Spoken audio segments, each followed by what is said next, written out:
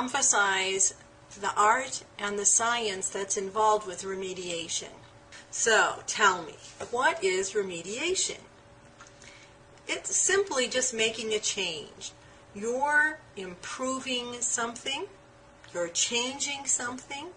There are going to be internal and external factors, and you need to provide opportunities for your student, activities that promote learning. All of those are components of making a change. Assess the student. Assess with the technologist. What do you mean that the student doesn't know anything? What happened? What did you see that makes you feel this way about the student? It's important to get that information from the technologist they were working with and find out if other technologists feel the same way. Also, observing the student might help you to determine really what the issues are. Clinical records, if you have some kind of performance evaluation that's done weekly or bi-weekly, may give you some added information that's already been documented and indicate a lack of movement or progress. So, no matter what we're looking at, investigation is very important.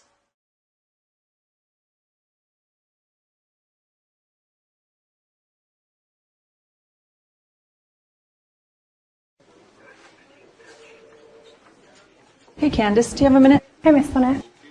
I have a couple of things.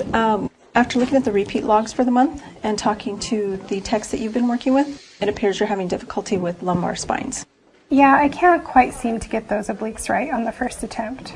Okay, so what we're going to do is tomorrow XR Corp is sending over some workers for pre-employment physicals, and I'll set up a room for the both of us so we can work together on helping you improve those techniques for the lumbar spine.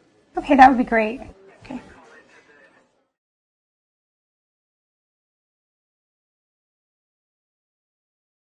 And Angie, what's your opinion of that second vignette?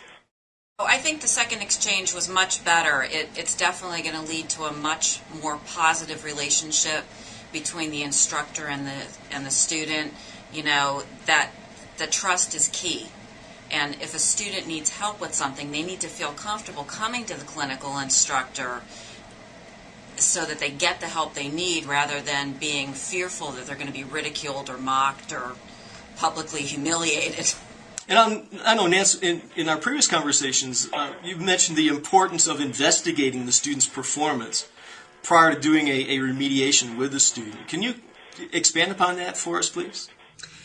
Well, interestingly enough, the second vignette, at least our clinical instructor has begun an investigation process, and that they're going to work with the student and maybe see what the problems are.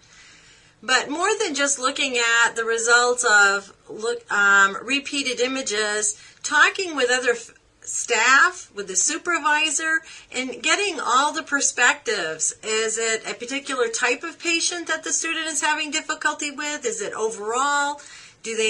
What kind of tips do they need? I just think investigation is important so that you can help the student in as many ways as possible, and you can't do that if you haven't done an investigation.